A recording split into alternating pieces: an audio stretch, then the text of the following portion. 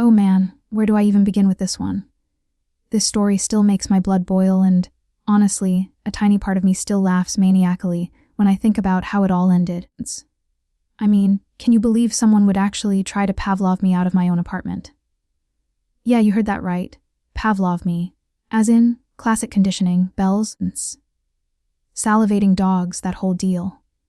My roommate, let's call him Chad, genuinely thought he could manipulate my behavior to force me to move out. And not just any manipulation, but this insidious, drawn-out psychological warfare that he believed was pure genius. I still wonder, was I completely out of line for how I retaliated? Or did Chad absolutely get what he deserved, and then some? Tell me, seriously, after you hear this whole insane saga, would you have done the same thing? So, rewind a couple of years. I was in my late 20s, working a pretty demanding job, and living in a decent 2-bedroom apartment in the city. The rent was steep, as city rents always are, so I decided to look for a roommate to split costs. That's how Chad came into my life. He was a friend of a friend, seemed normal enough on the surface, polite, clean, had a stable job. We met a couple of times, talked about shared responsibilities, house rules, all the usual stuff. Everything seemed fine. He moved in, and for the first month or two, things were actually pretty good. We mostly kept to ourselves, but occasionally shared a meal or watched a movie. I thought I'd hit the roommate jackpot. Boy, was I wrong. The cracks started showing subtly at first. Little things. He'd leave his dirty dishes in the sink, not for a day, but for days. I'm talking crusty, mold-growing dishes. I'd mention it politely, and he'd give a half-hearted apology, promising to get to it. He never did, not until I eventually gave in and washed them myself, just to be able to use the sink. Then there was the noise. He was a night owl, and I was an early bird. I understood that sometimes schedules don't align perfectly, but Chad seemed to revel in making as much noise as possible after midnight. Load video games with his headset off, blasting music, talking loudly on the phone, even doing laundry at 2 a.m. I tried talking to him, explaining that I needed sleep for work.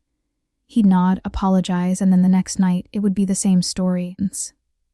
It felt like he was testing boundaries, seeing what he could get away with. I started to get a knot in my stomach every time I heard his door open after 10 p.m. But these were just minor annoyances compared to what was to come. The real problem, the insidious, deeply manipulative problem, began around the 3rd month. It started with smells. I'm a pretty clean person and I like my home to smell fresh. Chad, however, developed a penchant for cooking extremely pungent foods, things like strong curries, heavily spiced fish, and whatever else could linger in the air for days.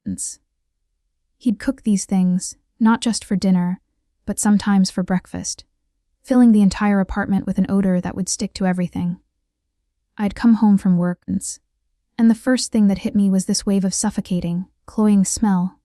It was disorienting, and frankly, gross. I bought air fresheners, lit candles, opened windows even in winter, but nothing truly banished the pervasive stench. He never used the exhaust fan. Never.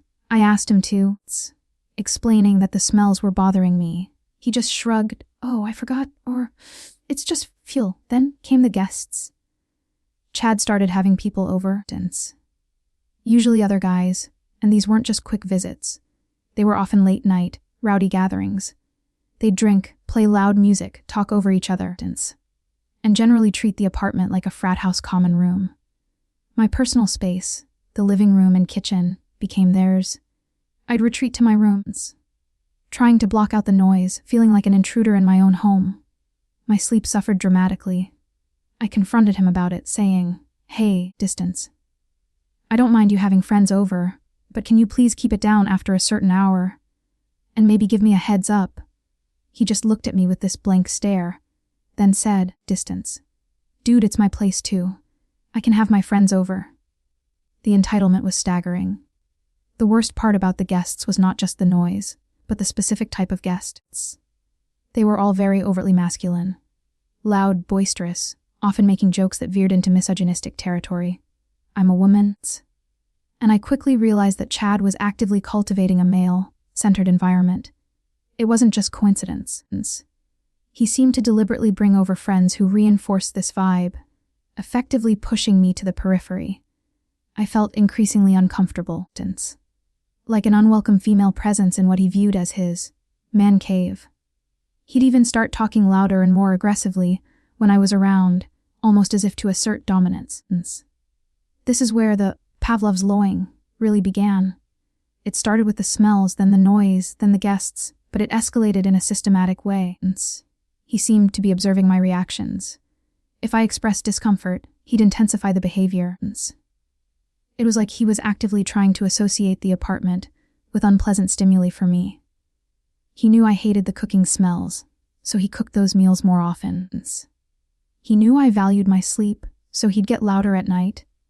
He knew I valued my personal space, so he'd sprawl out in the living room with his friends, leaving no room for me.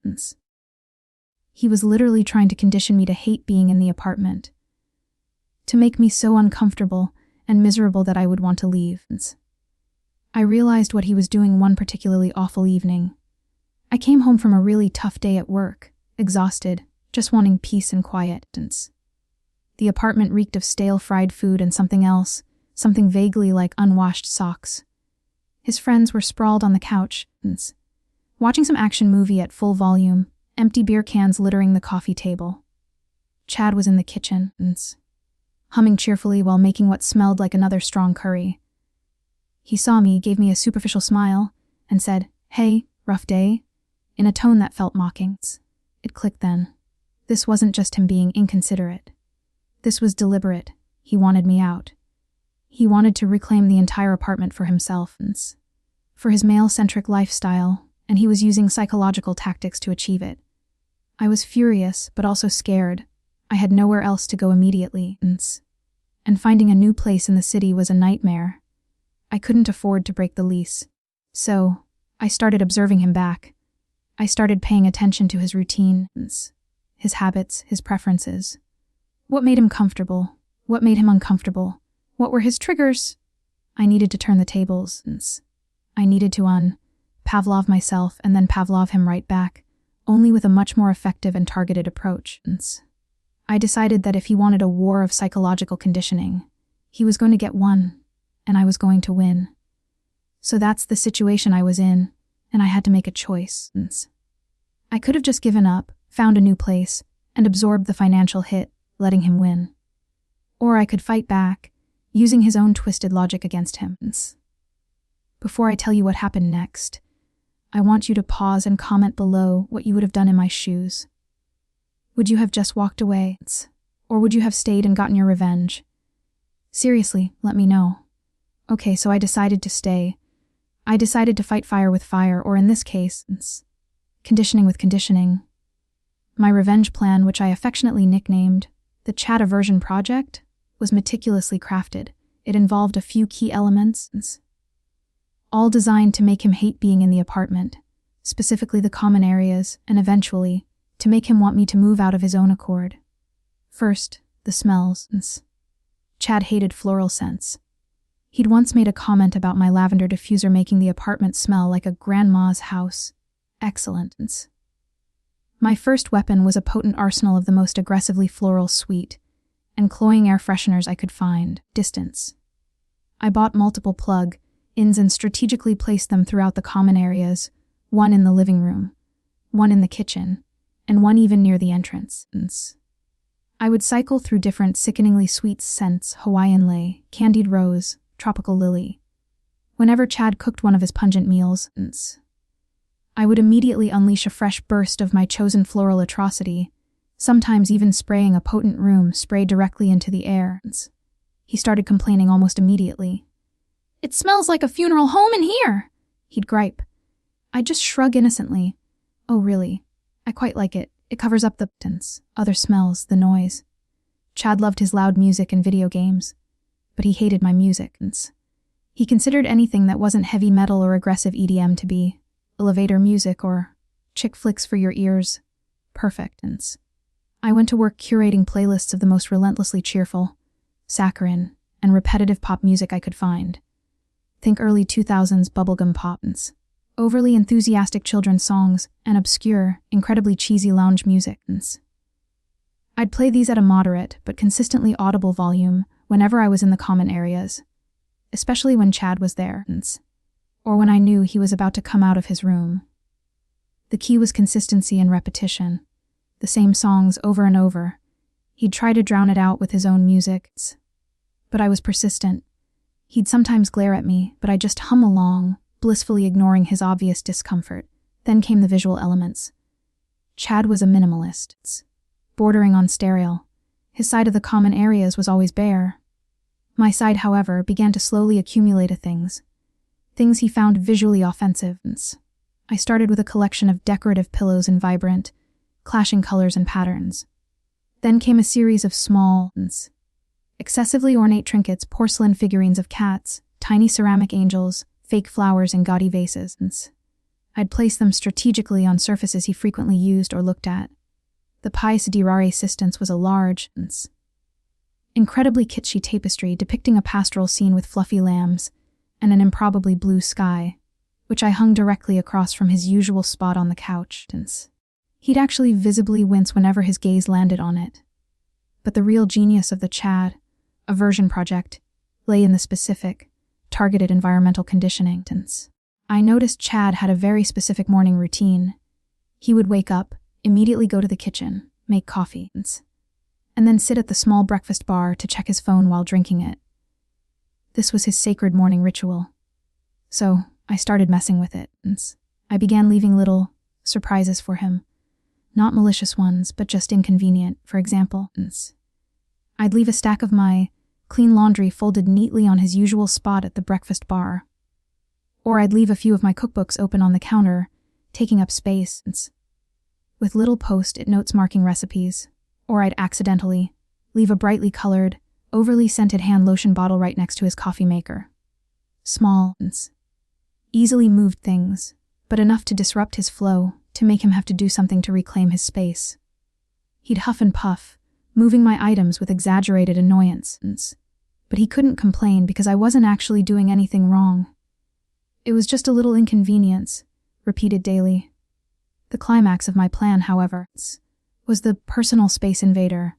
I noticed Chad absolutely despised physical proximity, especially if it was unexpected or lingered. He was a very hands-off kind of guy. So, I started doing things like, accidentally, brushing past him in the kitchen, lingering a little too close when we were both at the sink. Mistakenly, sitting on the couch just a little too near him. If he was watching TV, I'd come into the living room and sit on the other end, but then slowly, subtly, distance. I'd start doing something that involved me needing to stretch or reach, making my presence very much felt in his peripheral vision, distance. I also started making more eye contact than was comfortable for him, holding his gaze just a little too long when he talked. It was subtle, but it was chipping away at his comfort. The turning point came one evening about 2 months into my conditioning. Chad came home from work, and the apartment was a symphony of my revenge. The air was thick with the scent of spring meadow bliss. My endlessly cheerful pop playlist was gently emanating from the living room speakers. The pastoral tapestry gleamed in the evening light. I was in the kitchen, casually arranging my collection of small, brightly painted ceramic owls on the counter. Humming along to the music, he walked in, his shoulders slumped, and just stood there for a moment, taking it all in. I caught his eye and smiled brightly. He visibly recoiled. He then walked over to the breakfast bar, saw my workout bag sitting on his usual chair, and let out a frustrated groan. He moved it, sat down, then saw the lavender, scented hand sanitizer I'd left near the sugar bowl. He picked it up with 2 fingers, as if it were contaminated, and placed it on the far end of the counter. He didn't even try to make coffee. He just sat there, looking defeated. A week later, he came to me, looking utterly miserable. He cleared his throat. "Look," he said, avoiding my gaze. I think maybe this live-in arrangement isn't working out for me." My heart did a little triumphant leap. "Oh," I asked, feigning surprise. "Why not?" He mumbled something about needing more space and a different vibe. He actually said, "I just think we're too different. You know." I maintained a perfectly neutral expression. "I understand," I said calmly. "Well, what do you want to do?" He then proposed that he would find a new place, and I could stay in the apartment and find a new roommate. He even offered to pay a month's rent penalty to break his lease, which was a huge concession. He just wanted out. He wanted to escape the floral scents, the cheerful pop music, the kitschy decor, and my unsettlingly polite presence. He wanted to escape the constant, subtle erosion of his comfort, which he himself had started. I, of course, graciously accepted his offer. He moved out 2 weeks later, looking like a man who had been through a subtle, yet effective, psychological grinder. The apartment slowly reverted to its normal, peaceful state. I found a wonderful new roommate who respected shared spaces and wasn't afraid of a little floral scent or a friendly conversation. So that's the whole ridiculous saga. The whole Pavlov's lowing, revenge on my male-centered roommate who wanted me to move. I still shake my head at the audacity of it all, but also at the poetic justice. He tried to condition me out, and I conditioned him right out. Was it petty? Maybe. Was it brilliant? I like to think so. I learned a huge lesson about standing my ground and, ironically, about the power of consistent, subtle action. Don't let anyone try to manipulate you out of your own home or your own comfort. Sometimes, you have to fight fire with a strategically deployed scented candle and some relentlessly upbeat pop music. Let me know what you think of my revenge. If you were on my side, give this video a big thumbs up. And if you've ever had an awful roommate story, share it in the comments below. I'd love to hear it. Don't forget to subscribe for more stories like this one, and hit that notification bell so you don't miss my next upload. I'll see you all in the next story.